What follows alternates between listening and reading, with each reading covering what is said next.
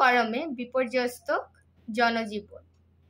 এই সময় শরীর থেকে অতিরিক্ত পানি ঘাম হয়ে বের হয়। এতে শরীরের পটাশিয়াম ও সোডিয়ামের ভারসাম্য নষ্ট হয়ে যায়। এর ফলে শরীরে অস্বস্তি, ক্লান্তির মতো একাধিক উপসর্গ দেখা দেয়।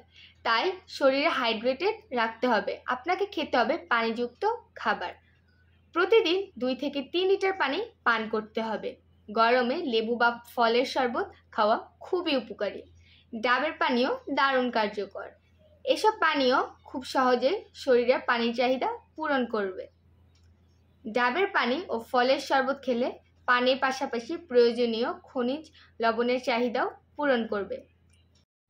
সবজি: কাঁচা পেঁপে, পটল, ধুন্দুল, শসা, চিচিঙ্গা, গাজর, লাউ, পেঁপে, পালং শাক, টমেটো, শসায় পানির পরিমাণ সব থেকে বেশি থাকে।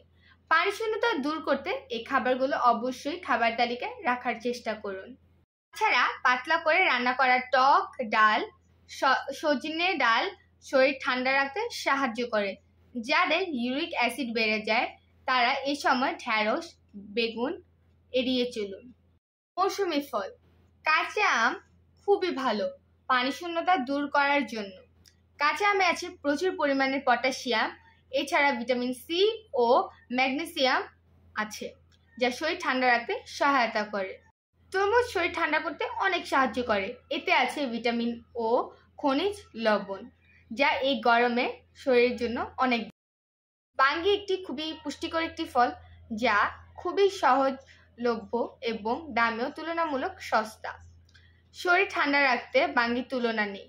আখের রস, বেলের শরবত শরীরে ঠান্ডা রাখতে খুবই কার্যকরী। আখের রস, বেলের শরবত শরীরকে ঠান্ডা রাখতে খুবই উপকারী করে। পুদিনার শরবত শরীরকে ভেতর থেকে ঠান্ডা রাখতে এবং সতেজ অনুভূতির জন্য পুদিনার শরবত অতুলনীয়। যা খাবেন না। অনেক কার্বোনেটেড বেভারেজ আমরা গরমের সময় প্রচুর খেয়ে থাকি, যা ঠিক না। এই পানীয়গুলো শরীরকে সাময়িক চাঙ্গা করে তুললেও কোনো পুষ্টিগুণ নেই, বরং শরীরকে আরও ক্ষতিগ্রস্ত করে ফেলে। ঝাল, বাইরের খোলা শরবত, বাইরের খাবার, ভাজা পোড়া এই সময় যতটা পারেন এড়িয়ে চলুন।